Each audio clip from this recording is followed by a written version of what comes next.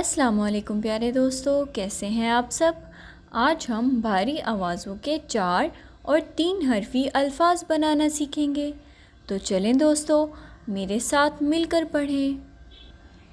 खाल, खाल। ढाल, ढाल। थाल, थाल।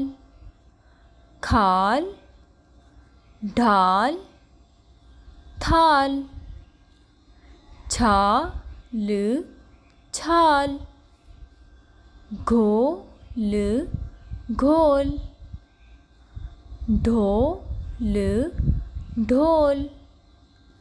छाल, घोल, ढोल। दोस्तों, अब हम भारी आवाज़ों के 4 और 3 हरफी अल्फाज की मश्क करेंगे। भाल, थाल, झाल। खाता, खाया, खाना।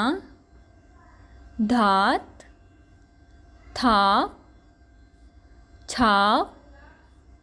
खाद, घास। लाख, खोल, ढोल, घोल। छोड़ा, घोड़ा। खोला, खोना। ढोना, धोना।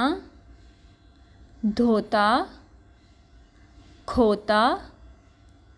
खोलो।